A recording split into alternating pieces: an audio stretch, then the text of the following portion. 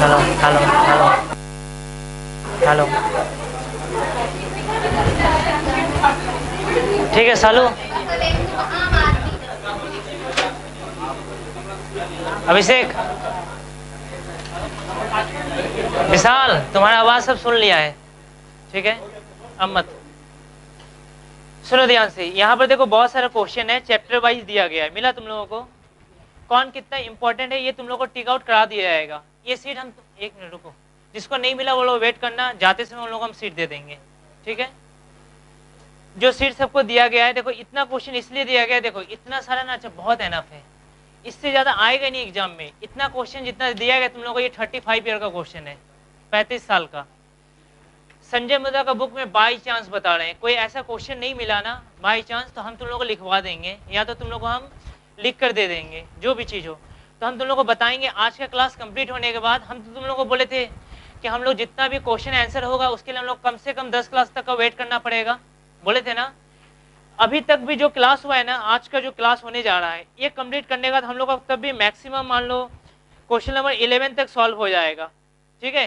11 तक आज सॉल्व हो जाएगा, किंतु उसका जो आंसर लिखने का तरीका है वो अभी हम नहीं बताने सकेंगे, उसके लिए तुम लोग को वेट करना पड़ेगा, पहला बात। दूसरा, हम तुम लोग को ये भी पहले बता चुके हैं, जितना का क्वेश्चन का आंसर है सारा का सारा, उसके लिए हर एक चैप्टर से कुछ ना तो कुछ ऐड करना पड़ेगा, अलग अलग ऐसे आएगा, उन सभी को ऐड करना जरूरी है। तो अभी हम लोग किसी भी क्वेश्चन के आंसर जरूर सॉल्व करने सकेंगे, किंतु बहुत अच्छा तरीके से सॉल्व नहीं कर सकते। तो ठीक है, आज हम लोग का क्लास हो जाने दो, उसके बाद जो जो हुआ है उसको अभी से घर पर पढ़ना शुरू कर देना। तो आंसर के लिए तुम लोग को बोले थे ना, आंसर के लिए बुक ले लेने के लिए। अब जो स्टूडेंट कुछ ऐसा भी है जो बुक खरीदना भी नहीं चाहता है, जीरेक्स भी नहीं करना चाहता है, तो एक काम करना, क्वेश्चन हम दे दिए, तुम लोग लाइब्रेरी से बुक उठा लेना। नहीं, जो भी बुक लाइब्रेरी से लेना वो अच्छा एकदम न्यू वर्जन होना चाहिए, मतलब इस साल का होना चाहिए। समझ में आ रहा है कि नहीं आ रहा है? क्योंकि ऑडिट में बहुत पूरा का पूरा एक्ट चेंज हो चुका है। जैसे कि अगर हम तुम लोग को बोले, इसको बोले थे नोट कर लेने के लिए, नोट कर लिया, जो नहीं किया हम कुछ नहीं कर सकते, बाद में किसी और से लिख लेना, क्योंकि तुम लोग लेट से आ रहे हो, हम नहीं। हम बोले थे अच्छा 4 बजे के बाद हम तुम लोग एंट्री नहीं देंगे, फिर हम दे दिए। अरे कोई दिक्कत नहीं है, किसी से लिख लेना ना, ठीक है। देखो लास्ट क्लास हम लोग क्या सीखे थे? सबसे पहले हम लोग एक ऑडिट का डेफिनेशन सीखे थे, याद है तुम लोगों को? ऑडिट का डेफिनेशन बोलो तो अच्छा, क्या था ऑडिट का definition? Audit is an independent examination of financial statement of an entity weather profit oriented और नॉट। मतलब बोल रहे हैं अच्छा, हम लोग जाने थे ऑडिट क्या होता है। ऑडिट एक तरह का एग्जामिनेशन होता है, मतलब बुक्स ऑफ अकाउंट को वेरीफाई करना, बुक्स ऑफ अकाउंट को बनाना कि सिर्फ एग्जामिन करना? एग्जामिन करना काम होता है ऑडिट का। समझ में आ रहा है कि नहीं आ रहा है? तो एग्जामिन हम लोग किसका करेंगे? फाइनेंशियल स्टेटमेंट का। लेकिन जो एग्जामिन होगा वो क्या इंडिपेंडेंट होगा? इंडिपेंडेंट मतलब जो करने जा रहा है वो एक चार्टर्ड अकाउंटेंट होना चाहिए। समझ में आया कि नहीं आया? तो अच्छा, जो फाइनेंशियल स्टेटमेंट हम लोग एग्जामिन करेंगे वो कैसा होना चाहिए? इंडिपेंडेंट, मतलब मेरा कोई एम्प्लॉय उसको ऑडिट। अच्छा ऐसे हो सकता है, एक काम करते हैं, एक सीए को अपॉइंट कर लेंगे, ठीक है। अरे अलग से क्या बनाना है, सीए अच्छा ज्यादा नॉलेजफुल है ना, सीए के पास ज्यादा नॉलेज है कि नहीं है? एक काम करना, तुम ही अकाउंट बना लेना। तुम जब अकाउंट बनाओगे तो गलती तो होगा नहीं, तुम ही ऑडिट कर देना। ऑडिट करना क्या है, तुम जब अकाउंट बनाओगे तो ऑडिट का जरूरत ही नहीं पड़ेगा, खाली साइन करना है तुमको। क्या ऐसा कर सकते हैं हम लोग? क्या दिक्कत है ऐसे करने में? प्रॉब्लम कहाँ पर है? प्रॉब्लम यहाँ पर अच्छा, जब वो मेरे अकाउंट को बनाएगा ना, तो अकाउंट बनाता है अच्छा मैनेजमेंट, मतलब मैनेजमेंट बनवाता है किसी से। यदि मैनेजमेंट अकाउंट को बनाने के लिए किसी को अपॉइंट किया है, मतलब जो अकाउंट बना रहा है, अकाउंट बनाने का मतलब क्या हुआ? जो अकाउंट बनाएगा वो तो मेरा एम्प्लॉय हो गया, भले वो सीए है, लेकिन मेरा एम्प्लॉय बना कि नहीं बना? उसको जॉब पर रख लिए, तो अब तो एम्प्लॉय हो गया। अगर एक बार एम्प्लॉय हो गया तब तो वो इंडिपेंडेंट ऑडिट, क्योंकि चाहे हम उसको काम से निकाल देंगे। नहीं समझ में आया? यदि मेरे फ्रॉड को पकड़ता है या जानबूझ के दिखाने की कोशिश करता है, इसी कारण से यदि कोई सीए, अच्छा बताओ कोई सीए है, वो चाह कर किसी कंपनी में मान लो ऑडिट नहीं करेगा, क्या नहीं करेगा? अच्छा ऑडिट, उसका इच्छा, उसका मन कर रहा है सिर्फ हम अकाउंटेंट का काम करें, क्या वो ऐसा कर सकता है? कर सकता है, कोई दिक्कत नहीं, उसका आता है। किंतु अच्छा जिस कंपनी में वो अकाउंट का काम करेगा तब उसको उसमें वो ऑडिट नहीं कर सकता है। जिसमें वो अकाउंट का काम करेगा तो वो तो उसका एम्प्लॉय बन गया, एम्प्लॉय हो गया, तो तब उसमें वो ऑडिट नहीं कर सकता है। समझ में आया कि नहीं आया? सिर्फ उस कंपनी में ऑडिट नहीं करने सकेगा, तो दूसरा कंपनी में चाहे तो जाकर कर सकता है। मतलब उस कंपनी का वो ऑडिटर नहीं बनने सकेगा कभी भी। अच्छा छोड़ दीजिए, मान लो ये अकाउंटेंट के लिए अपॉइंट नहीं किया, कंपनी का क्या करता है ना, अच्छा ये मेरा कंपनी को मैनेजमेंट को संभालता है, मैनेजमेंट को संभालता है मतलब अच्छा इसको रखें, अच्छा कैसे मेरा मतलब सेल्स डिपार्टमेंट को कंट्रोल करता है। कि एम्प्लॉय को अपॉइंट किए थे, वो सीए था, वो क्या करता था ना, सेल्स डिपार्टमेंट को कंट्रोल करता है कि सेल्स कैसे करना चाहिए, क्या क्या एडवर्टीजमेंट करना चाहिए। तो बोले एक काम करो, तुम ये सब काम करते हो तो मेरा और एक काम कर देना, मेरा कंपनी का ऑडिट भी कर देना। तो वो क्या ऑडिट करने सकेगा? तब भी नहीं कर सकता। क्यों? एम्प्लॉय है। अच्छा मतलब वो इंडिपेंडेंस नहीं हो सकता। पढ़ा चुके हम तुम लोगों को, ठीक है, क्या क्या कंडीशन था। जो स्टूडेंट फर्स्ट क्लास में मिस किया है ना, तो सुन लो, फर्स्ट क्लास फिर से मिल जाएगा। कब? मंडे को शाम को 5:30 बजे से फिर से फर्स्ट क्लास है। जो फिर से करना चाहता है क्लास, ठीक है, चाहे तो कर सकता है। कुछ स्टूडेंट का क्लास मिस हो गया था इसीलिए हम फिर से दे दिए।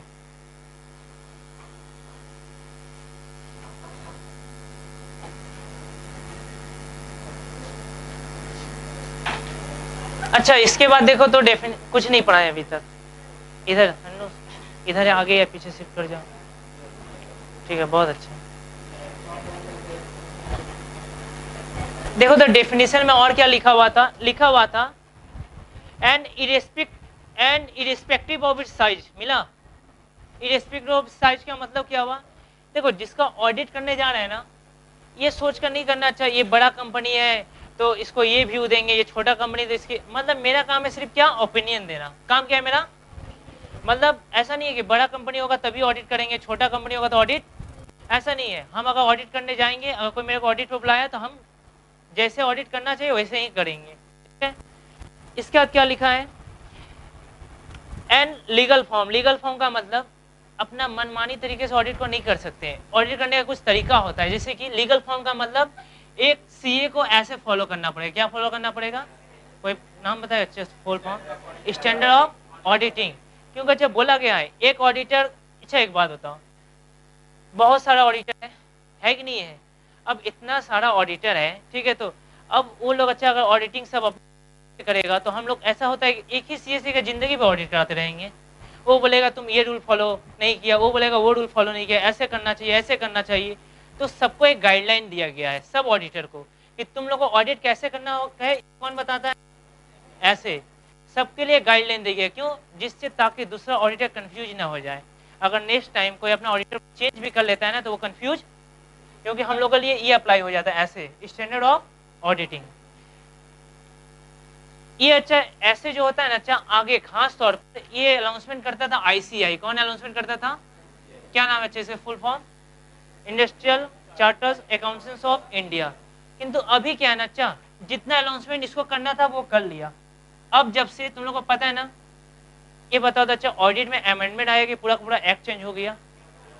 पूरा का पूरा एक्ट चेंज हो चुका है, अमेंडमेंट नहीं, पूरा एक्ट। जैसे कि पहले क्या था, कंपनीज एक्ट 1956, अब क्या गया, कंपनीज एक्ट 2013। ये आने के बाद ना साफ साफ डिक्लेयर कर दिया गया है अब जो ऐसे जितना, देखो आईसीआई का खुद का तो एक स्टैंडर्ड है कि नहीं है, तो उसके चीज को हम लोग इग्नोर नहीं कर सकता है मेरा सेंट्रल गवर्नमेंट। तो बोला ठीक है तुम लोग को जितना ऐसे देना था दे दिया, अब जो नया जितना भी ऐसे आएगा ना सबका सब सेंट्रल गवर्नमेंट अनाउंसमेंट करेगा, ठीक है। तो क्या क्या चेंज आया हम आस्ते आस्ते बताएंगे, थोड़ा सा वेट करो। जितना ऐसे पहले का दिया हुआ है सब आईसीआई का है, ठीक है। तो अब यदि कोई नया ऐसे आता है तब से सेंट्रल गवर्नमेंट लेकर आएगा, ठीक है। इसके बाद जगह अच्छा बताओ तो इसके बाद जगह हम लोग ओपिनियन के ऊपर पढ़े थे अच्छा ऐसे 200, ऐसे 200 में पहला क्या पढ़े थे, अच्छा इंटीग्रिटी। उसके बाद बोले अच्छा ऑब्जेक्टिविटी वेरी वेरी इंपॉर्टेंट है, उसको बहुत अच्छे से करना, उसके वो बहुत सारा क्वेश्चन आता है। ऑब्जेक्टिविटी में हम लोग क्या क्या पढ़े थे? ऑब्जेक्टिविटी में क्या था, अच्छा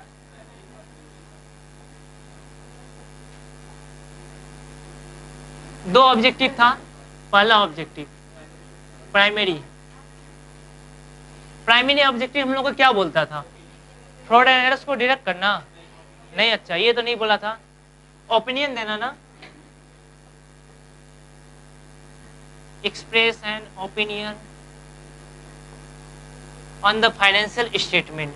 तो अच्छा हम लोग को जो ओपिनियन देना मेरा काम था कि हम लोग जो ओपिनियन देंगे, एक बात बताओ क्या ओपिनियन देना था कि ये लोग जो फाइनेंशियल स्टेटमेंट बनाया है ये ट्रू एंड फेयर है कि सही और सटीक है कि नहीं, किसके आधार पर देंगे? कुछ तो आधार होना चाहिए। तो बोला गया देखो अकाउंटेंट को तो चेक करना अकाउंटिंग पॉलिसी। क्या चेक करना? अच्छा अकाउंटिंग पॉलिसीज। देखो अभी ऐसे जो 200 हुआ था ना कंप्लीट नहीं हुआ है, हमको ये पता है कि अभी बहुत सारा पॉइंट बाकी है। अगर एक साथ बताएंगे तो कंप्लीट कर मतलब समझाने नहीं सकेंगे। दिक्कत ये अच्छा कुछ पार्ट से है, अभी हम लोग आस्ते आस्ते सीखेंगे। लास्ट टाइम में तुम लोग को एक कंप्लीट फिगर दिखा दिया गया क्या क्या था ऐसे 200 में क्या क्या नहीं था। जैसे कि एक्सप्रेस एंड ओपिनियन के ऊपर क्या बोला गया? Accounting policy. अकाउंटिंग पॉलिसी का मतलब अकाउंटिंग पॉलिसी को फॉलो करना मेरा काम नहीं है, ये फॉलो करना किसका काम है? मैनेजमेंट का। ये रिस्पॉन्सिबिलिटी किसका है? मेरा काम क्या है? सिर्फ इसको एग्जामिन करना। तो हम लोग जब एग्जामिन करने जाएंगे ना तो ऐसे 200 के अनुसार हम लोग देखेंगे कि ये लोग जो मैनेजमेंट जो मेरे से अकाउंटिंग एग्जामिन करवा रहा है फाइनेंशियल स्टेटमेंट को, ये लोग अकाउंटिंग पॉलिसी को फॉलो किया है कि भैया अकाउंटिंग पॉलिसी में क्या आता है। सबसे पहला जो भी जैसे कि अकाउंटिंग पॉलिसी का मतलब जैसे एक बहुत सारा मेथड होता है। अच्छा बताओ अकाउंट अपना मन से बनाना शुरू कर दिए कि 11 में सिखाया गया हुआ 11-12 में डिप्रिसिएशन करना है ना तो एसएलएम मेथड से होता है, डब्ल्यूबीटीवी मेथड से होता है। याद है कि नहीं है? कुछ फर्स्ट ईयर में एक था रेट्रोस्पेक्टिव इफेक्ट, पीछे में जाकर जब कोई मेथड चेंज होता था तो बोला गया इसमें सबसे पहला एक्सेप्टेबल होना चाहिए। मतलब पता है अच्छा मेरा मैनेजमेंट कौन सा मेथड फॉलो किया है? Increasing in WDV method. ये मेथड का कोई नाम सुना कभी? ऐसा कोई मेथड होता है क्या? पता अच्छा अगर ये मेथड होता ही नहीं है तो फॉलो कैसे कर लिया? तो उसको हम लोग स्वीकार करेंगे नहीं। मतलब हम लोग जो ओपिनियन देना चाहिए वो सही ओपिनियन नहीं देंगे उसके ऊपर। अच्छा मान लो सपोज वो एसएलएम फॉलो किया तब हम उसको स्वीकार कर सकते हैं, ठीक है। लेकिन उसके बाद चेक करना अच्छा उसमें कंसिस्टेंसी है कि नहीं है। उसमें कंसिस्टेंसी, भैया कंसिस्टेंसी का मतलब जैसे कि अच्छा कंसिस्टेंसी का मतलब मान लो एसएलएम फॉलो किया था तो एसएलएम कंटिन्यू फॉलो करता गया। एक दिन क्या होना अच्छा बताओ ज्यादा डिप्रिसिएशन का अमाउंट किस में आता है? एसएलएम में कि डब्ल्यूडीवी में? एसएलएम में आता है क्यों? अच्छा एसएलएम में हमेशा ओरिजिनल कॉस्ट के ऊपर चार्ज होता है, फिक्स होता है डिप्रिसिएशन का अमाउंट। क्या होना चाहिए एक दिन आगे चलकर 10 साल के बाद एक बहुत बड़ा उसको लॉस दिखाई गया, बहुत बड़ा लॉस। तो बोला एक काम करते हैं खाली डिप्रिसिएशन को ना यहाँ पर हम लोग एसएलएम के जगह अगर डब्ल्यूडीवी में लेके चले गए ना तो मेरा सॉरी अच्छा ऐसे लॉस जो था ना लॉस, ये लॉस फिर प्रॉफिट में कन्वर्ट। क्योंकि अच्छा अगर कोई देख लिया ना कि मेरा कंपनी में तो मेरा कंपनी हो सकता है अच्छा निवेशक जो है इन्वेस्टर वो लोग पैसा नहीं लगाएगा। तो लोग डिसाइड किया तो भैया एक बात बताइए कोई एसएलएम से डब्ल्यूडीवी में आ जाएगा तो उसका लॉस प्रॉफिट में कन्वर्ट कैसे हो जाएगा? एक बात बताओ एक फैक्ट्री में क्या एक प्लांट मशीनरी होता है? बहुत सारा होता है। तो डिप्रिसिएशन का अमाउंट भी बहुत बड़ा होगा कि नहीं होगा? अगर डिप्रिसिएशन का अमाउंट बहुत बड़ा होगा तो जो स्वाभाविक है कि लॉस प्रॉफिट में भी कन्वर्ट हो सकता है, ये पॉसिबल है। तो वो सडनली ऐसे चेंज कर दिया कि कोई पकड़ने नहीं सकेगा। तो बताओ अच्छा ऐसे क्या सडनली चेंज कर सकता है? नहीं कर सकता है भैया। किंतु अगर करना चाहेगा तो पहला अच्छा अगर किया तो ये कंसिस्टेंसी नहीं है तो उसके ऊपर अपना ट्रू एंड फेयर व्यू के ऊपर अपना ओपिनियन नहीं देंगे, बहुत गंदा ओपिनियन देंगे। क्या क्या ओपिनियन होगा आज ही सिखाएंगे तुम लोगों को, बहुत गंदा ओपिनियन देंगे हम उसके ऊपर। तो भैया अगर मान लीजिए चेंज करना चाहते हैं तो उसको क्या करना चाहिए बताते हैं। अच्छा अगर वो चेंज करना चाहता है ना, कभी कोई नाम सुना है नोट्स टू डिस्क्लोजर?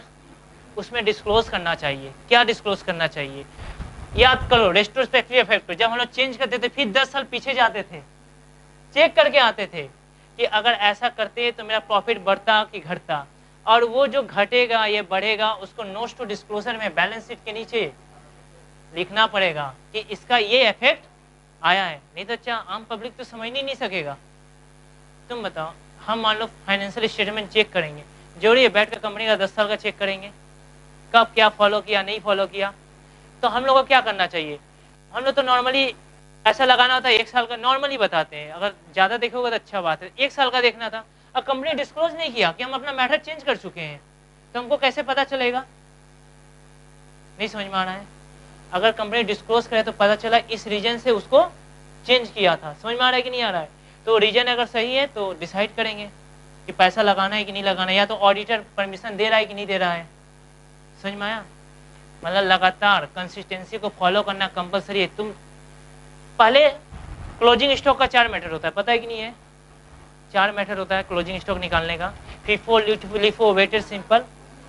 नॉर्मली हम लोग 2 मेथड फॉलो करते हैं नॉर्मली कंपनी में। क्या क्या भैया? एक होता है फीफो और दूसरा होता है वेटेड। फीफो और वेटेड ये कंपनी में फॉलो किया जाता है। लगातार फीफो फॉलो कर रहा था, सडनली उसको चेंज कर दिया वेटेड में, तो उसे इफेक्ट को तो दिखाना पड़ेगा, बिना दिखाए वो चेंज नहीं कर सकता है। अगर चेंज उसको कंसिस्टेंसी नहीं रखना है तो नोट्स डिस्क्लोजर में डिस्क्लोज करना पड़ेगा। क्या समझ में आया? देखो हम सिर्फ तुम लोगों को समझाएंगे, ये जो छोटा छोटा वर्ड है ना, यही आंसर में आने वाला है। थोड़ा सा वेट कर, हम दिखाएंगे कैसे आएगा आंसर में।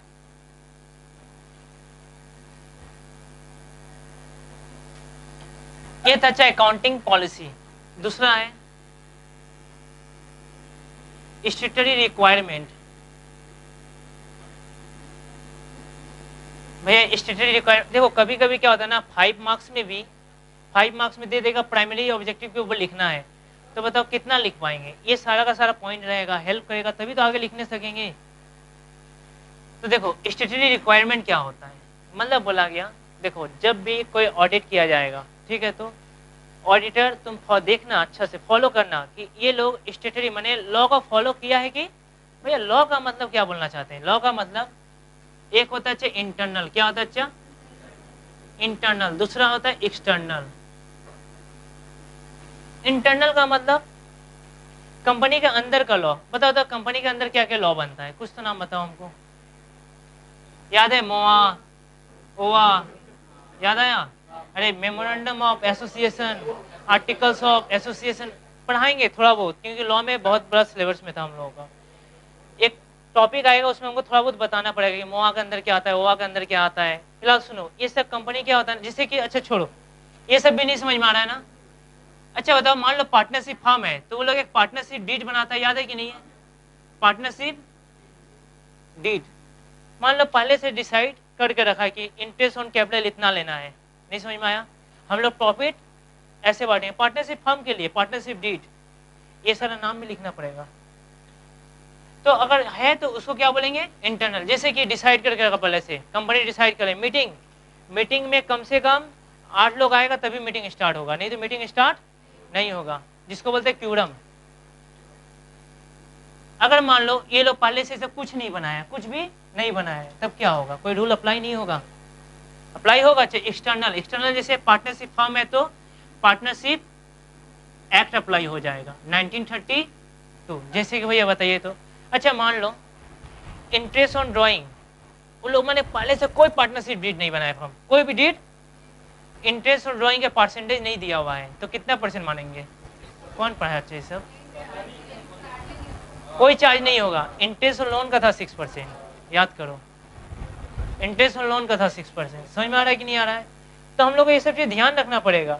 वो लोग गलती से उल्टा पुल्टा पहले से डिसाइड नहीं था तो परसेंटेज तो नहीं ना ले लिया, तो ये कौन बताएगा? Partnership act. भैया कंपनी में कुछ नहीं होता है, हाँ कंपनी में होता है, तो कंपनी से एक्ट कौन सा फॉलो होगा? 2013 एग्जाम में लिखना। समझ में आया? मतलब अच्छा हम बोल रहे हैं पूरा का पूरा एक्ट चेंज हो चुका है। जैसे कि सपोज मान लो, अच्छा मतलब इसके ऊपर कोई मेकअप नहीं किया गया। जैसे कि हम तुम लोग को बोल सकते हैं, पहले मान लो 1956 था, तो 1956 का मतलब मान लो अच्छा पहले मीनाक्षी थी, अब पूरी की पूरी दीपिका बन गई है। मतलब उसमें कुछ नया से जोड़ा नहीं, मतलब पूरा का पूरा एक्ट चेंज कर दिया है। बार बार बोल रहे हैं, क्यों? एग्जाम में गलती से मत लिख देना 1956, नहीं तो झूठ मूठ के गलत कर दिया जाएगा, काट दिया जाएगा। हाँ टैक्स की तरह मार्क्स डिडक्ट नहीं होगा, किंतु अच्छा खासा मार्क्स ऑडिट में भी डिडक्ट कर लिया जाएगा। इतना समझ में आया? और एक चीज होता है जो फॉलो करना पड़ेगा, वो है अच्छा डिस्क्लोजर। इसको मिटा दें हम, ठीक है रुको।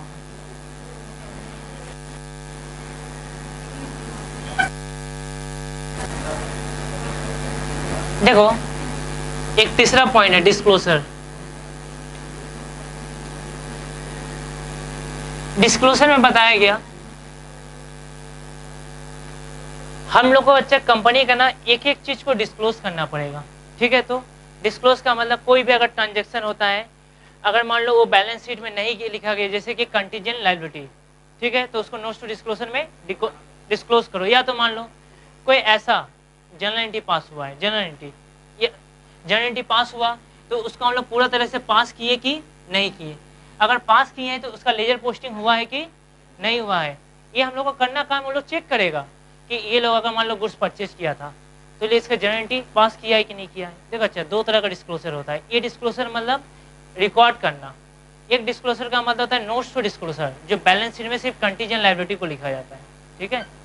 तो ये दूसरा डिस्क्लोजर के बारे में बोल रहे हैं, मतलब रिकॉर्डिंग किया है कि नहीं किया। अच्छा मान लो अकाउंट में रिकॉर्ड कर लिया, सही अमाउंट से रिकॉर्ड किया है कि नहीं किया है, सही अकाउंट सही अमाउंट। इसके बाद भैया पीरियड वाइज रिकॉर्ड किया है कि, जैसे कि मान लो अच्छा अकाउंट बनाने गया मैनेजमेंट, पीएल में हम लोग पेमेंट किए थे अच्छा 1500 रुपया, क्या भैया इंश्योरेंस प्रीमियम, ठीक है। तो इंश्योरेंस प्रीमियम 1500 रुपया पेड किए थे, जिसमें अच्छा 3 महीना का एडवांस था। क्या था?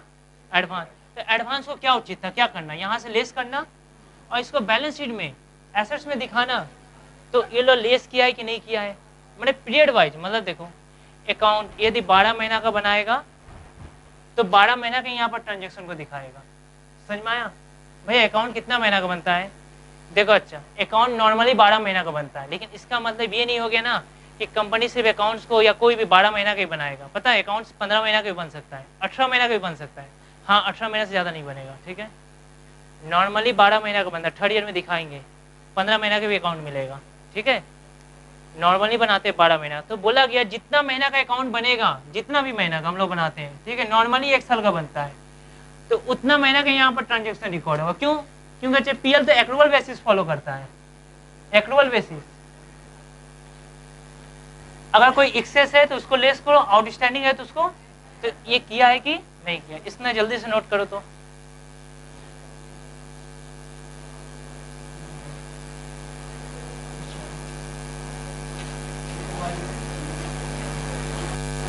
अच्छा इसके आधार पर हम लोग क्या देने वाले हैं बताओ तो? इसके आधार पर हम लोग क्या देंगे? अपना ओपिनियन देंगे तो कि वो कंपनी का financial statement true and fair है कि नहीं है। चलो मान लो ओपिनियन देना है, बहुत अच्छा बात है। तो ये सारा चीज चेक कर कर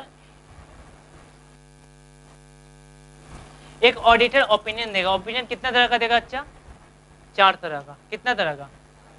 कौन कौन सा तरह का देना है? देखो इस शीट में लिखा हुआ है।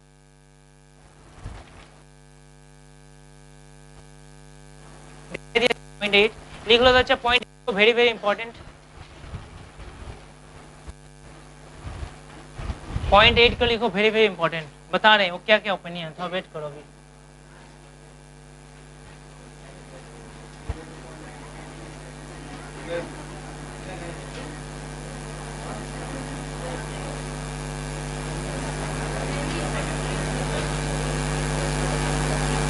इस पेज का, अच्छा इस पेज का पॉइंट 8 मिला।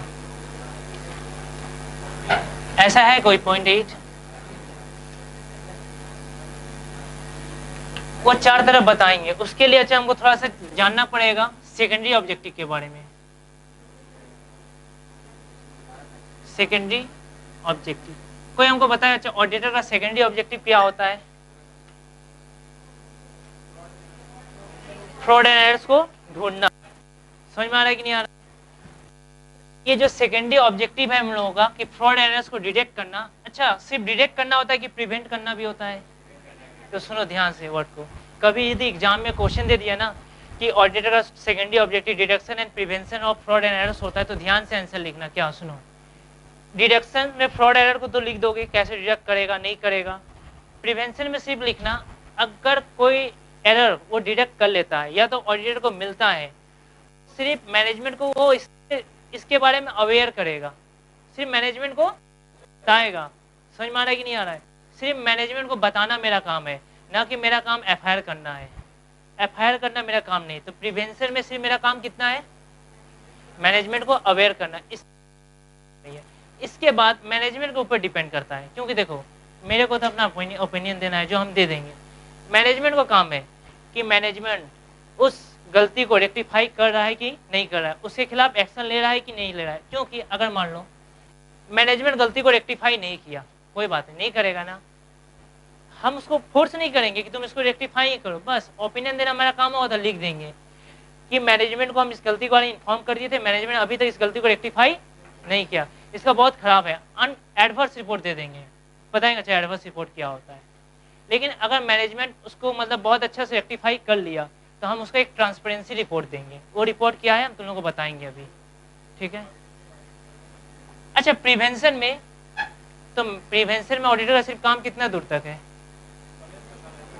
सिर्फ मैनेजमेंट को अवेयर करना। अब सुनो एक बात बताओ, मान लो एक ऑडिटर था जो अपना सारा का सारा बुक्स ऑफ अकाउंट एग्जामिन करने के बाद एक रिपोर्ट दे दिया, ठीक है, तो दे दिया, तो एक क्वेश्चन है इसमें कि ऑडिटर जो होता है क्या सिर्फ वॉच डॉग है कि ब्लड हाउंड है।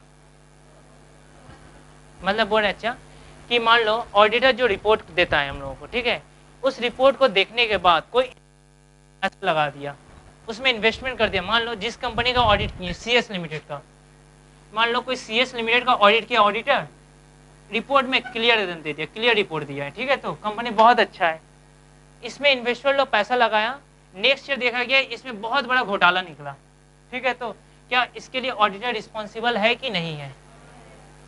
सुन लो नहीं है, इसीलिए बता रहे क्यों, एक बात बताओ, ऑडिटर ये जो सारा का सारा रिपोर्ट देता है, ऑडिटर एग्जामिन करता है, ठीक है, ऑडिटर को चेक करना था, लेकिन ऑडिटर जो अच्छा जोड़े है कि 100% चेकिंग करेगा। एक बात बताओ, एक इतना बड़ा कंपनी है, एक बहुत बड़ा कंपनी है, ठीक है, तो इतना बड़ा कंपनी में लाखों ट्रांजैक्शन होता है, आए दिन ट्रांजैक्शन होता है, क्या इतना एक एक ट्रांजैक्शन को देखना क्या पॉसिबल है? लाखों ट्रांजैक्शन को देखना पॉसिबल है? इतना सारा इनवॉइस पड़ा रहता है, तो भैया क्या करता है ऑडिटर? देखो अच्छा नॉर्मली एक ऑडिटर टेस्ट चेकिंग करता है, क्या चेकिंग करता है? टेस्ट चेकिंग मतलब तुम लोग बोले सैंपल टेस्ट होता है, कौन सा टेस्ट अच्छा? Sample test. जैसे कि मान लो मेरा 1000 डेटर है ना, 1000, तो हम उसमें से मान लो 50 डेटर को चेक किए, कितना डेटर को?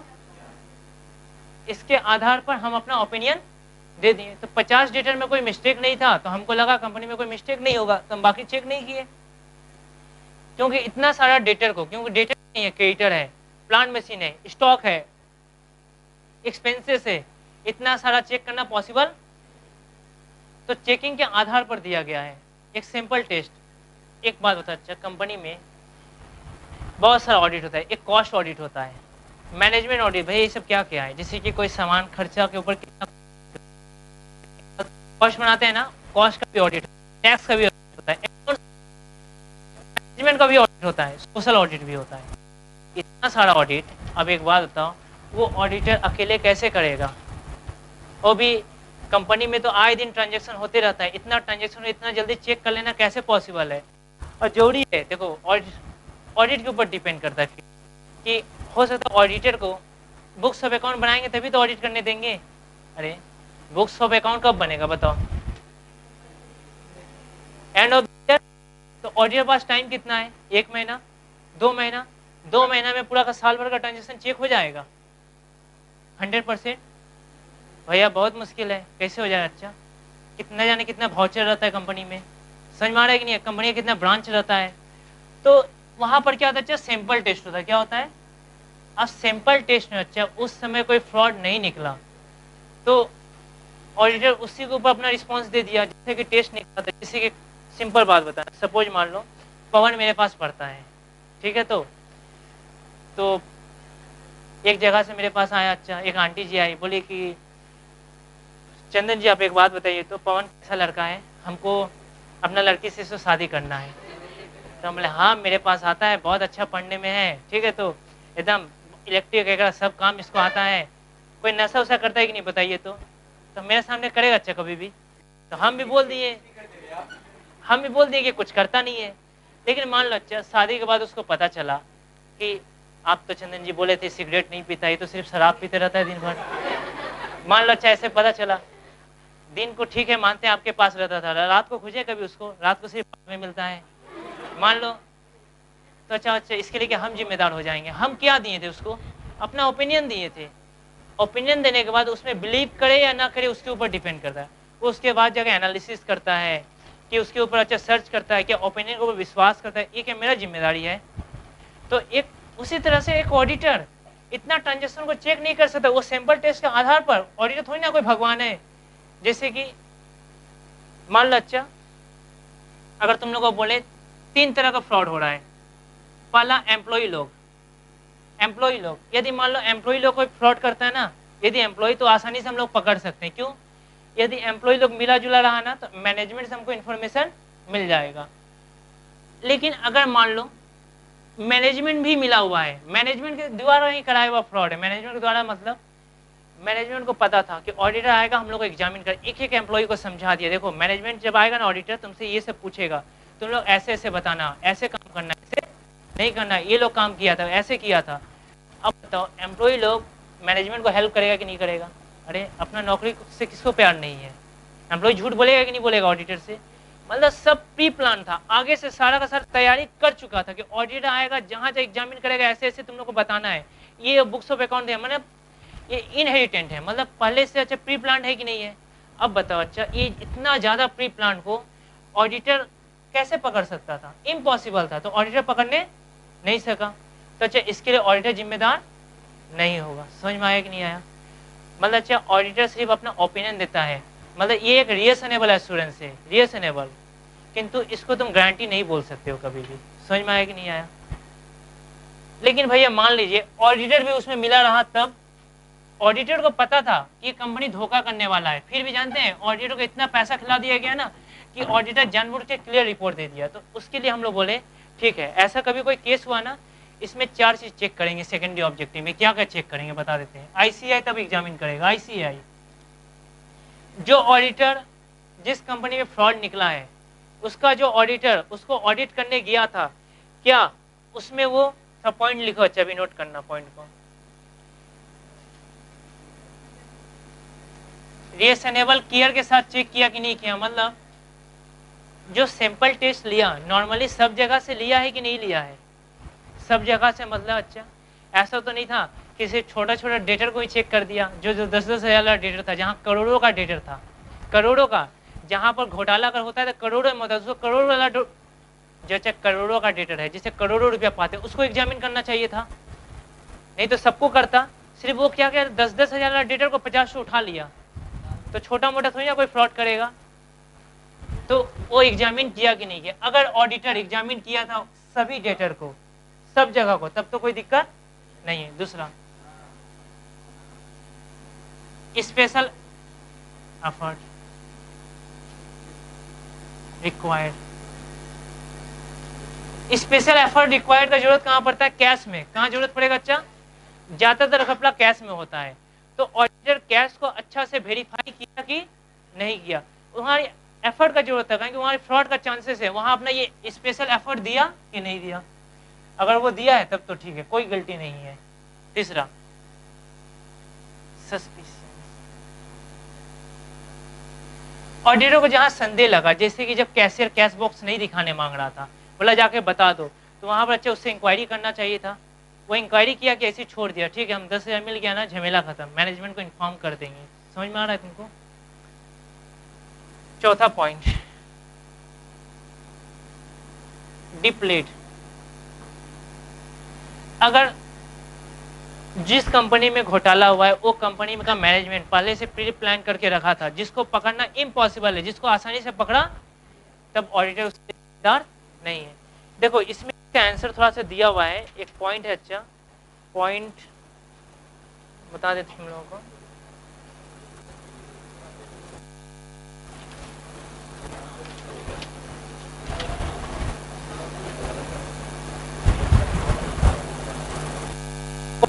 अच्छा पेज 3 में आ जाता, अच्छा वो पेज 4 में, पेज 4 का पॉइंट 4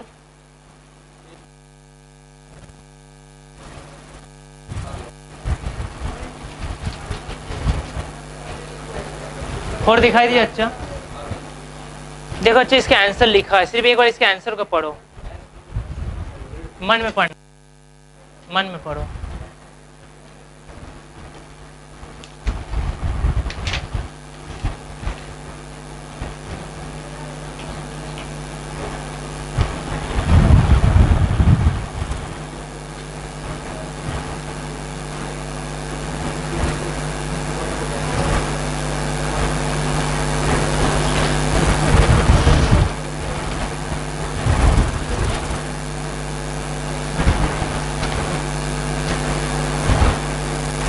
इसमें जो आंसर दिया था, अब देखो हम लोग को और अच्छा से आंसर तैयार करना है, तो हम लोग क्या करेंगे, ये जितना चार पॉइंट लिखा दिया ना, तुम लोग घर पर जाकर चाहे बुक को पढ़ना, ठीक है। बुक में ये सारा का सारा तुम लोग को पॉइंट मिलेगा, तुम लोग को हेल्प करेगा कि और अच्छा से क्वेश्चन का आंसर कैसे लिखा जा। समझ में आया कि नहीं आया? और एग्जाम में कुछ नहीं भी हो सकता, तब भी तुम लोग जितना मेरा सुने उतना तो लिख कर आओगे, और उतना भी लिख देना तो 5 में कम से कम अच्छा 3.5 दे ही देगा, इससे कम नहीं देगा, ठीक है। और इतना लिख देना तो 5 में 5 मिल जाएगा ऑडिट में, ऐसा कोई बात नहीं है। तो इतना लिख देना बहुत बड़ा बात है, ठीक है। क्योंकि तुम लोग का शायद पता नहीं है, बहुत सारा ऐसा भी स्टूडेंट हमको मिला ना, ऑडिट का मतलब एडिट ना, जो एडिट होता है, तो हमने ठीक है कोई बात नहीं, तुमको हम बाद में पढ़ाएंगे। तो ऐसा भी कंडीशन होता है एग्जाम में बहुत सारे स्टूडेंट के साथ।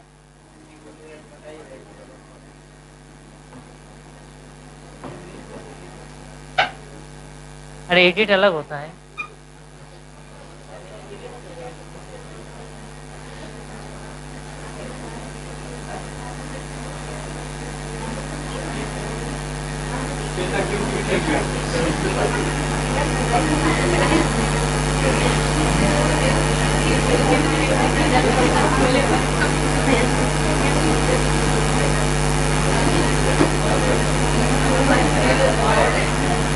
अच्छा एक बात बताओ, मान लो एक ऑडिटर है,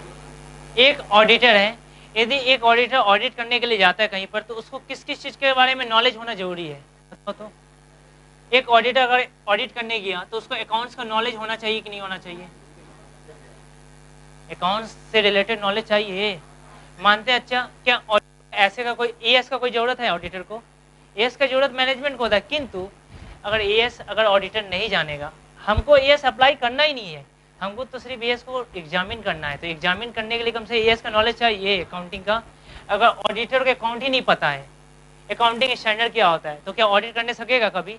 मतलब एक ऑडिटर को अकाउंट का नॉलेज होना बहुत जरूरी है, उसके बिना ऑडिट कर ही नहीं सकता है, इम्पॉसिबल है। अच्छा मैथ का नॉलेज चाहिए? अरे कैलकुलस का जरूरत नहीं पड़ेगा, मानते हैं। अरे कैलकुलस का क्या जरूरत है, डेरिवेटिव, हम लोग डेरिवेटिव करेंगे क्या? लेकिन कैलकुलेटर तो चलाने आना चाहिए कि इतना ऐड करना है, इतना लेस करना है। अब कैलकुलेटर भी चलाने नहीं आएगा तो कैसे होगा? अच्छा कैलकुलस जरूरी नहीं है हम लोग के लिए, ठीक है। अगर थोड़ा बहुत इंडिसेस जान गया ना तो काफी है, उससे ज्यादा जरूरत हम लोग को नहीं पड़ता है। भैया ये लोग सिखाता क्यों है झूठ मूठ कर, पागल है। आगे चल कर पता चलेगा हम लोग को इस सब का जरूरत नहीं, इस सब का जरूरत इकोनॉमिक्स में पड़ता है। तो इकोनॉमिक्स हम लोग को ज्यादा एनालिसिस नहीं करना पड़ता, बहुत ही कम। स्टैट्स का जरूरत पड़ेगा? अच्छा कोई सैम्पलिंग थ्योरी का कभी नाम सुना है? सैम्पलिंग थ्योरी, अच्छा नाम नहीं सुना। अच्छा अरे सुनो, सैम्पलिंग थ्योरी अच्छा क्या ना, ये एक सैंपल टेस्ट दिखाता है, सैंपल टेस्ट। इसमें बताया जाता है ना, अच्छा जैसे कि कंपनी का ग्राफ ऐसे है, ठीक है, इस साल कैसे, देखो इस साल इतना था, मतलब इस कंपनी में कम विश्वास कर सकते हैं, इस बार इसका ग्राफ ऐसे है, मतलब हम लोग बहुत अधिक विश्वास कर सकते हैं। सैम्पलिंग थ्योरी ये बताता है। स्टैट्स मतलब जैसे देखो प्रॉफिट वगैरह क्या होता है ना, टीवी में खास तौर पर देखना, वो लोग तो उतना साल का प्रॉफिट नहीं दिखाएगा, वो लोग डायरेक्टली ग्राफ दिखा देता है, ऐसे बड़ा था, या कंपनी ऐसे जा रहा है, अब ऐसे हो गया, ऐसे ग्राफ के थ्रू। ये सारा का सारा सैम्पलिंग में आता है। तो ऑडिटर को मान लो ग्राफ के थ्रू बहुत साल का देखना था, तो इसके पहले वाला ऑडिटर जो ऑडिट करके गया था ना, वो नॉर्मली इंडिकेट कर दिया ऐसे ग्राफ के थ्रू कि इस कंपनी का सिचुएशन इस तरह का है, तो उससे समझ जाएगा। तो इसके लिए किसका जरूरत पड़ेगा? स्टैट्स का। अच्छा ऑडिटर को लॉ आना चाहिए, ऑडिटर को?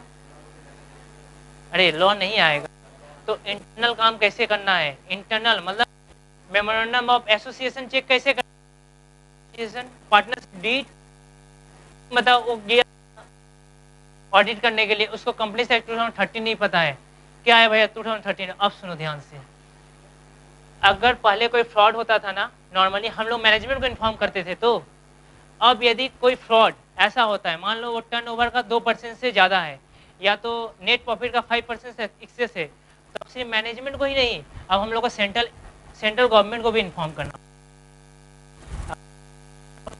इसको इन्फॉर्म करना पड़ेगा। ये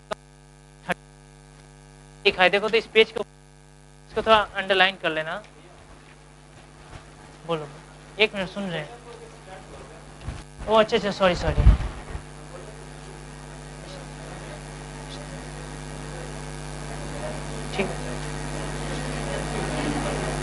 स्टैट्स,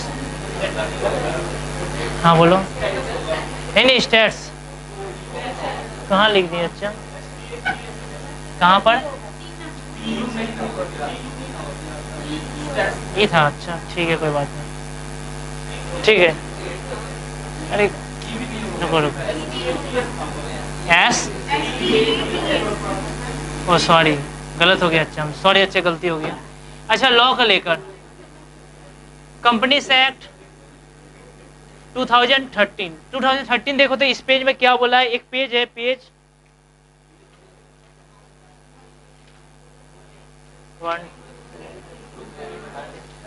एक पेज निकालो, पेज 5 देखो तो ऊपर में कोई लिखा हुआ है ऐसे further as per under section 143। Under section याद नहीं करोगे तब भी चलेगा, क्योंकि अंडर सेक्शन यदि भूल से भी गलती हो गया ना, इससे अंडर सेक्शन लिखने में मिस्टेक हो गया तो पूरा क्वेश्चन का आंसर काट दिया जाएगा। इसीलिए अगर अंडर सेक्शन नहीं करने से होगा तो कोई नहीं है। अंडर सेक्शन अब सारा का सारा चेंज हो चुका है, ठीक है। ये ठीक है, ये ठीक है 143, किंतु अच्छा तुम लोग मत याद करने जाना, क्योंकि बाई चांस भूल बुक में अच्छा रेक्टिफाई नहीं किया तो तुम लोग प्रॉब्लम में आ जाओगे। क्या बोला पढ़ो तो, यदि एक्सीड करता है 2% ऑफ टर्नओवर, किससे? अच्छा 2% ऑफ ए टर्नओवर, मतलब सेल्स परसेंट से फ्रॉड का अमाउंट, जैसे कि मान लो फ्रॉड हुआ 10,000 का, कितना को बच्चा? सपोज 1 मिनट, सपोज सेल्स हुआ था 1 लाख का, कितना का हुआ था? अच्छा सेल्स, ये जो फ्रॉड हुआ ये क्या 2% से अधिक है? क्या ये 2% से ज्यादा है? तो क्या हमको सेंट्रल गवर्नमेंट को इन्फॉर्म करना पड़ेगा? या तो नेट प्रॉफिट का 5% से, मान लो नेट प्रॉफिट हुआ अच्छा 6,000, कितना आया? तो ये भी 5% से ज्यादा है। भैया मान लीजिए अगर नेट प्रॉफिट होता 4,000, कितना होता? तब क्या सेंट्रल गवर्नमेंट को इन्फॉर्म करते कि नहीं करते? कौन बताएगा? मान लो अच्छा ये फ्रॉड है, सपोज रुको बता रहे हैं, ये सेल्स है, ये नेट प्रॉफिट है, ये फ्रॉड है। रुको रुको, अच्छा इसको नेट प्रॉफिट ना 5% ऑफ नेट, रुक जाओ। अच्छा नेट प्रॉफिट को हम चेंज कर रहे हैं, नेट प्रॉफिट है, मान लो नेट प्रॉफिट है 60,000, कितना? अच्छा 60,000। तो पहले चेक करेंगे सेल्स का, सेल्स का 2% कितना होता है? 2,000। फ्रॉड कितना का है? क्या सेंट्रल गवर्नमेंट को इन्फॉर्म करना चाहिए? जरूर करना चाहिए। नेट प्रॉफिट कितना? अच्छा 60,000, इसका 5% कितना होता है? अच्छा 3,000। और फ्रॉड कितना का? अच्छा क्या सेंट्रल गवर्नमेंट को इन्फॉर्म करेंगे? इन दोनों में से यदि एक भी सेटिस्फाइड होता है ना तो हमको सेंट्रल गवर्नमेंट को इन्फॉर्म करना ही पड़ेगा, या तो नेट प्रॉफिट का 5% हो या टर्नओवर का। अगर दोनों सेटिस्फाइड कर गया तो अच्छा बात है, कोई दिक्कत नहीं है। मतलब ये मैथ करने नहीं देगा, अच्छा इससे तो मैथमेटिक्स सॉल्व नहीं करना है, सिर्फ हम लोग को लीक कराना है वहां पर। अच्छा इसके बाद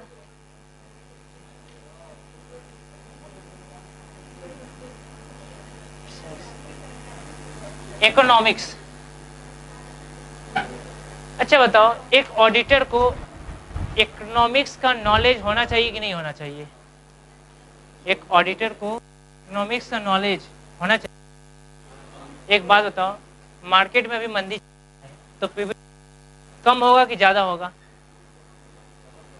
मंदी ये चलेगा तो बैड डेट का चांसेस ज्यादा होगा। समझ में आ रहा है कि नहीं आ रहा है? मतलब अच्छा हम लोग को इकोनॉमिक्स का भी नॉलेज होना चाहिए। क्यों? क्योंकि वो लोग अच्छा बैंक रेट के अनुसार अपना इंटरेस्ट रेट चेंज किया कि नहीं किया है। तुमको पता है यदि बैंक कोई इंटरेस्ट रेट में चेंज करता है, अच्छा वो न्यूज़पेपर में आ जाए तो उसके लिए अलग से कोई नोटिस देने का जरूरत नहीं है। यदि बैंक का लोन लिया था बैंक से, इंटरेस्ट रेट चेंज हुआ तो उसको भी तो अकाउंट में चेंज करना पड़ेगा। मतलब अच्छा उन लोगों को इकोनॉमिक्स का नॉलेज भी होना चाहिए कि करंट में अभी में क्या चल रहा है। पॉइंट 6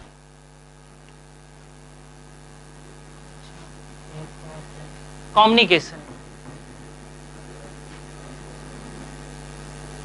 कम्युनिकेशन का मतलब एक बात बताओ, कोई ऑडिट करने जा रहा है अच्छा गुजरात में, ठीक है, तो वहां पर वो लोग अच्छा किससे बात करेगा? मैनेजमेंट से तो बात करेगा। मान लो एम्प्लॉय से कुछ पूछना है तो किस में पूछे बात करेगा? मतलब जिस स्टेट में ऑडिट करने जा रहा है वहाँ का लैंग्वेज जरूरी है। अगर नहीं आएगा तो बहुत दिक्कत है, तब तुम लोग ऑडिट नहीं करने सकोगे, बहुत प्रॉब्लम होगा। समझ में आया कि नहीं आया? मतलब बहुत प्रॉब्लम फेस करना है, नहीं तो वहां कहीं आर्टिकल का अपॉइंट छोड़ दो। क्योंकि अगर हम लोग को समझ में नहीं आएगा वो लोग क्या बोल रहे हैं, हम उसको क्या समझा रहे हैं, तो ऑडिट कैसे करेंगे?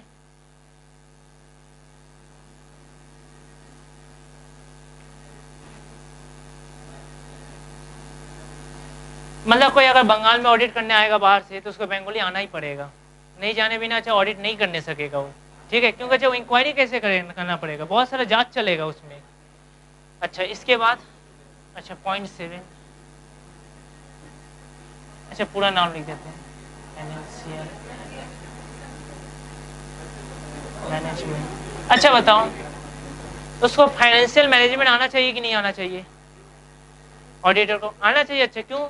एक बात बताओ, अगर वो फाइनेंशियल मैनेजमेंट नहीं जानेगा तो क्वेश्चन कैसे होगा? देखो ऑडिटर का काम मानते एग्जामिन करना है, लेकिन बाद में वो रिपोर्ट देगा तो रिपोर्ट में जब डिस्क्लोज करेगा तो उसको बताना पड़ता है। जैसे दो मीटिंग होता है, एक होता है डायरेक्टर, होता है शेयर होल्डर का।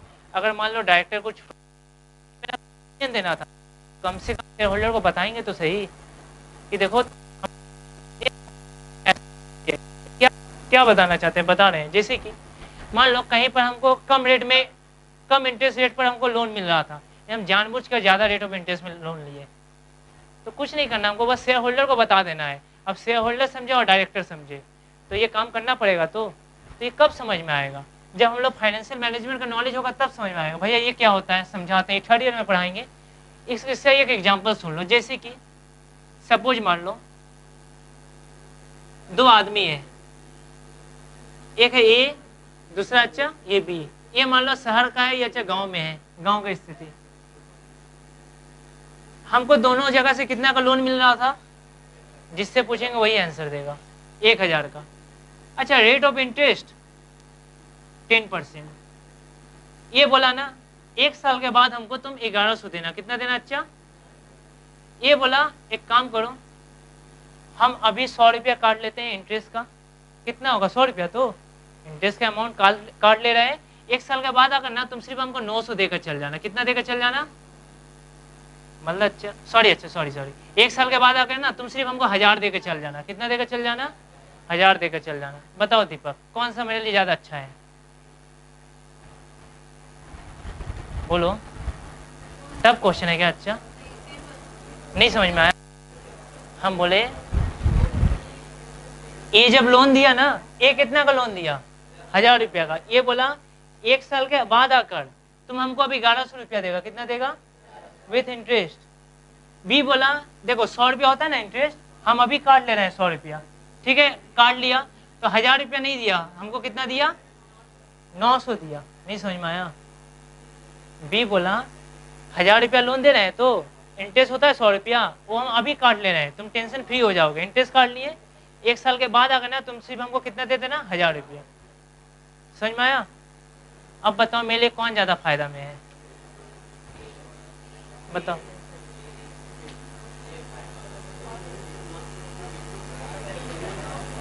बोलो दीपक, तुमसे पूछे कौन सा अच्छा? ये बोलो तुम। हाँ बोलो। अच्छा सब अच्छा ए की तरफ जा रहा है। हाँ अच्छा तुम बोलो तो कौन सा? बी। क्यों? कम देगा मतलब कितना देगा? 1000 रुपया देगा और टेंशन फ्री हो जाएगा। एक चीज समझो, अच्छा चीज समझना चीज को। ये बताओ इसमें इंटरेस्ट कितना दिया? 100 रुपया। इसमें इंटरेस्ट कितना दिया? इसमें कोई डाउट है? इसमें लोन कितना मिला? इसमें लोन कितना मिला? 900। अब कुछ समझ में आ रहा है? मतलब इसमें 900 देगा इंटरेस्ट कितना? 100 रुपया। इसमें 1000 देगा इंटरेस्ट कितना? और सुनो ये 100 रुपया तुरंत काटा कि 1 साल बाद दिए उसको, मतलब 1 साल यूज किए ये 100 रुपया। अब बताओ कौन ज्यादा फायदा में था? नहीं समझ में आया? ये ज्यादा फायदा में था।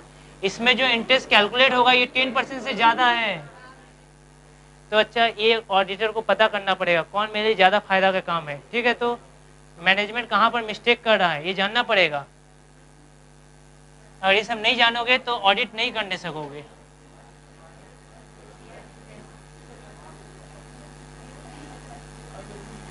देखो तुम लोग को मजाक लग रहा है, एक बात बताएं, तुम लोग ध्यान नहीं देते हो फाइनेंशियल मैनेजमेंट से रिलेटेड। जैसे कि तुमको बता दें, तुम लोग को शायद पता होगा कि 2.5 लाख तक के इनकम के ऊपर कोई टैक्स नहीं लगता है। ठीक बात है। बैंक में कभी जाओगे ना, जब जो बैंक में इंटरेस्ट मिलता है, ठीक है, तो यदि 10,000 से ज़्यादा अमाउंट हो जाएगा तो टीडीएस काटने लगेगा इंटरेस्ट के ऊपर। तो उसके लिए ना चाहिए वो एक फॉर्म फिलअप करवाता है पहले से। फॉर्म में क्या लिखा रहता है कि तुम्हारा इनकम 2.5 लाख से अधिक नहीं है इनकम, ठीक है, तो 2.5 लाख से जमा कर सकते हो, जमा को थोड़ी ना इनकम बोलते हो, तो पहले का ही पैसा है 2.5 लाख से अधिक। और खास तौर पर ये फॉर्म गांव में फिलअप किया गया था, खास तौर पर क्यों, ताकि देखो सपोज मान लो शहर का आदमी का टीडीएस कट रहा है तो समझा देंगे, अगर गांव का आदमी का टीडीएस काटा तो कैसे समझाओगे, समझाओ उसको, समझा नहीं सकेगा क्या कोई। तो उन लोगों को एक फॉर्म फिलअप करा लिया जाता है, ठीक है, तो कि तुम्हारा इनकम 2.5 लाख से ज्यादा नहीं है, तुम्हारा टीडीएस नहीं कटेगा। इसीलिए शहर में टीडीएस कट सकता है, गांव में जल्दी नहीं करता है, कभी भी नहीं। क्या होता है बहुत समय ना, वो लोग फॉर्म फिलअप कराते कराते बैंक वाला इतना करवा लेता है ना, किसी का पता है ऐसे ऐसे किसान भी है अभी जमींदार लोग जिसका फिक्स डिपॉजिट इतना है कि उसका इंटरेस्ट ऑन लोन, मतलब हर एक साल फिक्स डिपॉजिट करा रहे हैं, सॉरी अच्छा interest on bank deposit, interest on bank deposit 3 lakh का हो गया। भैया ये कैसे, वो हर एक साल फिक्स डिपॉजिट करता था, तो हर एक साल का इंटरेस्ट ऐड होते होते एक साल तो ऐसा आएगा जिसमें बहुत बड़ा इंटरेस्ट का अमाउंट बनेगा। कितना हो गया, ये तो आईफोस में जाएगा, इनकम फ्रॉम अदर सोर्सेज। अब बताओ उसका टोटल इनकम यदि इसी हेड का एक्सीड कर, टोटल इनकम है कि नहीं 2.5 लाख से अधिक। बैंक वाला से मिस्टेक हुआ कि नहीं हुआ, वो तो हड़बड़ी में उस समय निकाल दिया, उसी का क्लाइंट था, मैंने बैंक का ही था कस्टमर। तो ऑडिटर इसी कारण से बोला ना फाइनेंशियल स्टेटमेंट का एनालिसिस करता है। थर्ड ईयर में सिखाया जाएगा अच्छा से, भैया कौन सा कंपनी अच्छा है, कोई 3 साल में इतना दे रहा है, कोई 2.5 साल में कितना, कोई 6 साल में इतना, तो कैसे पकड़ेंगे। फिलहाल हमको इतना ही जानना था बस, और काम नहीं फाइनेंशियल मैनेजमेंट का। अच्छा आईटी का नॉलेज होना चाहिए। आईटी तुम लोग को बोलते हैं ना आईटी का क्लास आगे कर लिया करो, नहीं क्या बोले, तुम लोग करते नहीं हो तो अच्छा ठीक है। सुनते हैं आईटी का क्लास करने से 15 स्टूडेंट आ रहा है बस। सुनो, एक ऑडिटर को क्या आईटी का नॉलेज होना चाहिए। आईटी का मतलब इनकम टैक्स नहीं अभी बता रहे हैं, ठीक है, इंफॉर्मेशन टेक्नोलॉजी, ठीक है, तो इंफॉर्मेशन टेक्नोलॉजी का नॉलेज होना चाहिए। एक बात बताओ, किसी कंपनी में गया, ऑडिटर को कौन नहीं करता कि कैसे फाइल को चेक करें, कैसे कॉपी करें, कैसे पर क्या करना है। अरे तुम लोग अच्छा बताओ, अभी के टाइम में ज्यादातर ऑडिट किस में हो रहा है, सब कंप्यूटराइज सिस्टम में हो रहा है, इसलिए तुम लोग को टैली सिखाया जा रहा है। पहले मैनुअली होता था ज्यादातर, अब कंप्यूटराइज हो चुका है। तुम बताओ ऑडिटर कम से कम थोड़ा बहुत तो जाने कि बुक्स ऑफ अकाउंट बनाए, उसको चेक तो करने सकेंगे। मानते हैं बुक्स ऑफ अकाउंट गुम हो गया तो उसको रिकवरी नहीं करने सकेगा, वो कोई सॉफ्टवेयर इंजीनियर नहीं है, किंतु कम से कम अच्छा वेरीफाई कर ले, इतना तो नॉलेज हो उसके पास, मतलब थोड़ा बहुत आना चाहिए। इसीलिए अभी जितना प्रोफेशनल कोर्स है ना, सब जगह आईटी कंपलसरी हो गया है, मतलब आईटी करना ही पड़ेगा, ट्रेनिंग होता है। ये पॉइंट याद हो जाएगा। ये कौन सा पॉइंट है, कुछ नहीं है। अच्छा नहीं भी हुआ, फर्स्ट ईयर का सब्जेक्ट क्या था, accounts, math, stats, law, economics, communication, इतना तो याद कर सकते हो, कम से इतना ही कर लेना।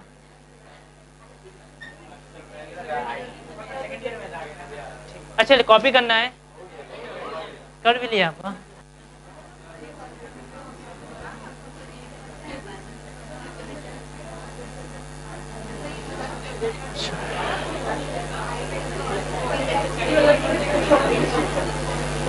अब सुनो, चलो एक छोटा सा क्वेश्चन करेंगे, अच्छे उसके बाद आज का क्लास कंप्लीट, ठीक है। एक छोटा सा क्वेश्चन सॉल्व करना है, ठीक है।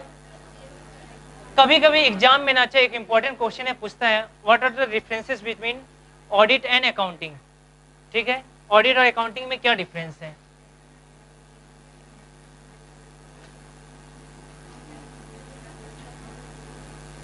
ऑडिट बताओ, अच्छा क्या डिफरेंस है इसमें। सबसे पहला डेफिनेशन लिखना सकोगे,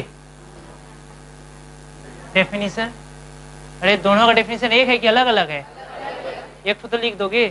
दूसरा, अकाउंटिंग में क्या फॉलो करते हैं हम लोग, अकाउंटिंग स्टैंडर्ड, इसमें क्या फॉलो करते हैं, ऐसे स्टैंडर्ड ऑफ ऑडिटिंग, ठीक है। तीसरा, अच्छा इसको बनाना किसका रिस्पॉन्सिबिलिटी है, मैनेजमेंट का, इसको एग्जामिन करना ऑडिटर का। अच्छा, इसमें क्या करते हैं हम लोग? रिकॉर्ड रखते हैं ना, रिकॉर्ड प्रिपेयर करते हैं। इसमें क्या करते हैं हम लोग? एग्जामिन करते हैं। अच्छा, ये किसके द्वारा बनाया जाता है? मे बी ये सीए हो भी सकता है, नहीं भी हो सकता, हमको उससे कोई लेना देना। बताओ तो अच्छा, एक 12th फेल लड़का क्या अकाउंट का काम करने सकेगा? तो मेरा बात सुनो, हमको पता नहीं उसका क्वालिफिकेशन क्या है, साइंस, आर्ट्स, कॉमर्स, हमको लेना देना नहीं। यदि उसको अकाउंट का नॉलेज है तो अकाउंट का काम कर सकता है, क्योंकि सिर्फ हमको अकाउंट के काम से लेना देना। तुम पूछो भैया क्यों ऐसा क्यों बोल चाहते? सुनो ध्यान से, काम होता है गवर्नमेंट की तरफ से ऑडिटर होता है जरूरी। अच्छा, उस गवर्नमेंट का जो ऑडिटर होता है वो जरूरी कॉमर्स लेकर पढ़ा लिखा हो, ऐसा जरूरी है क्या? मतलब बोला गया। अच्छा बताओ, इसके लिए कुछ लॉ है अकाउंट बनाने के लिए? मतलब से बनेगा इसके लिए लॉ है, कौन बनाएगा इसके लिए कोई लॉ है कि अकाउंट इसी को बनाना पड़ेगा?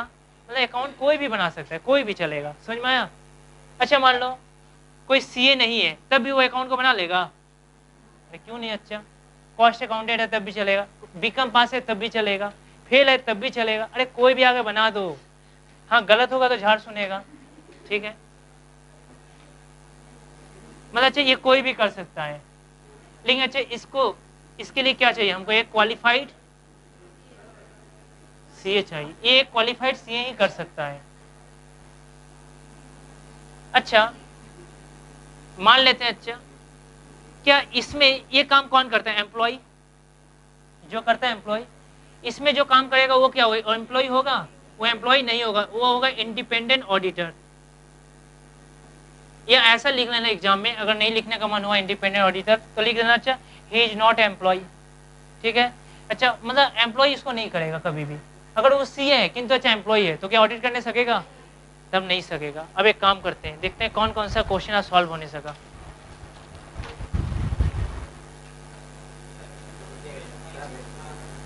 अभी भी उतारेगा?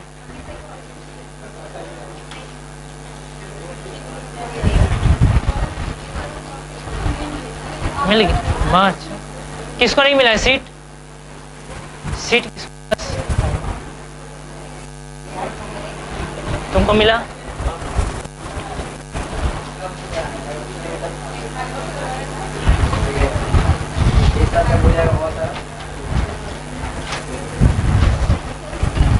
नहीं देना।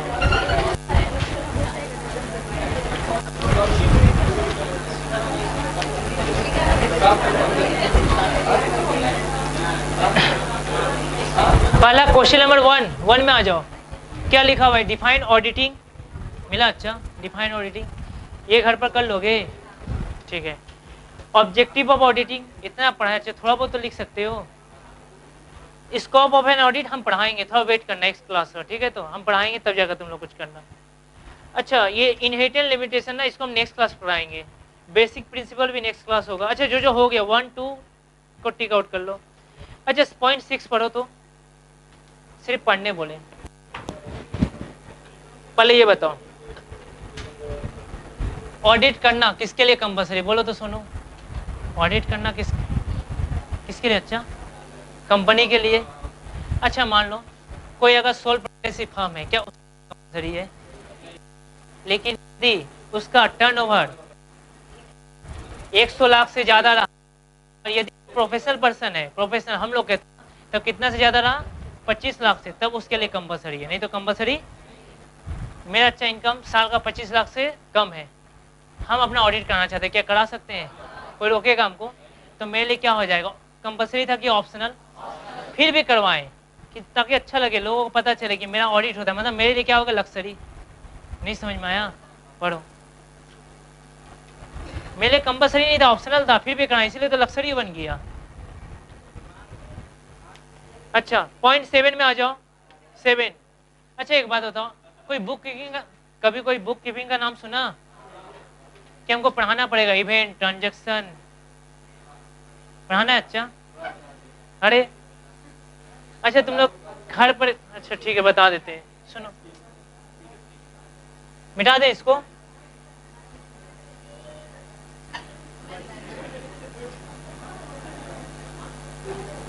सबसे पहले क्या होता है अच्छा, इवेंट। क्या होता है अच्छा, इवेंट। ठीक है, तो देखो अच्छा, इवेंट जो होता है ना, जैसे कि इवेंट भैया क्या है, आप एग्जांपल दीजिए। देखो अच्छा, उतना सारा एग्जांपल नहीं है, एकदम छोटा सा एग्जांपल सुनो। हम एक कार परचेज करने गए, ठीक है, तो जब कार परचेज करने गए ना, तो बोला कंपनी एक काम कीजिए ना, सबसे जो भी लेना हो आप पहले इसको चला कर देखिए अच्छा से, ठीक है, तो उस कार को चलाएं। तो अच्छा, ये ट्रांजेक्शन है कि इवेंट है? इवेंट है, ट्रांजेक्शन नहीं हुआ। ट्रांजेक्शन कब आएगा? जब फाइनेंशियल चीज आएगा, फाइनेंस आना चाहिए, फाइनेंशियल पोजीशन आएगा, तब क्या बनेगा वो।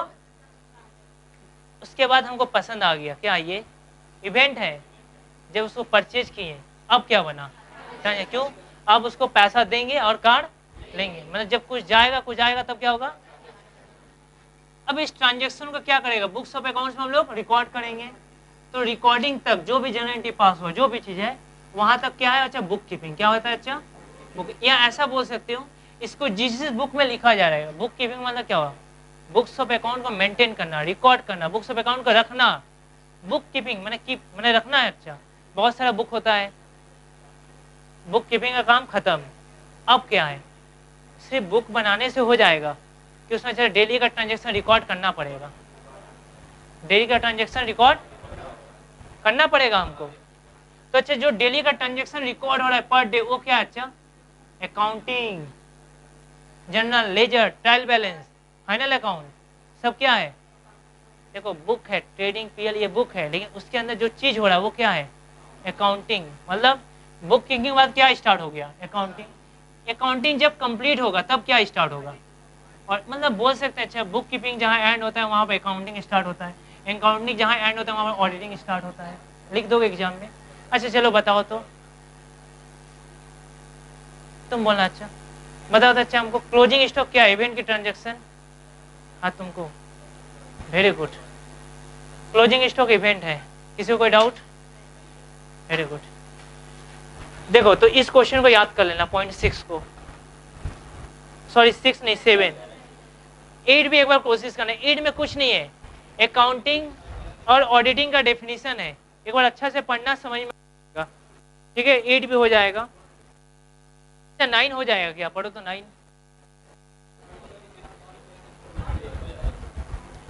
हो जाए। अच्छा 9 देखो, 9 में ना कुछ पॉइंट आएगा, वो भी हम दिखा देंगे। ऑडिटर गारंटर क्यों नहीं होता है, इंश्योरर क्यों नहीं है आखिर, क्यों? अच्छा बता दें, ऑडिटर एक इंश्योरर नहीं हो सकता है, वो सिर्फ अपना ओपिनियन है। इसके लिए कुछ इनहेरिटेंट लिमिटेशन है। क्या अच्छा, इनहेरिटेंट लिमिटेशन, कुछ खामियां है। वो खामियां क्या हम लोग नेक्स्ट क्लास पढ़ेंगे, मतलब क्वेश्चन को और अच्छा करने सकेंगे हम लोग। इसके बाद क्या था अच्छा, पॉइंट 10, ठीक है, 11 अच्छा उसी का और में अच्छा, auditor is not an accountant explain. जब ऐसा देगा ना इसी का और में, तो तुम ऐसे डिफरेंस लिख कर, और अकाउंटिंग में डिफरेंस है, तो हम लोग क्या करेंगे, थोड़ा सजा कर लिखेंगे लाइन से। तब डिफरेंस नहीं ना दिखाने बोला है, मानते हैं आंसर सेम है, तब हमको थोड़ा सीक्वेंस से लिखना पड़ेगा, तो इसके लिए बुक लेना ही पड़ेगा।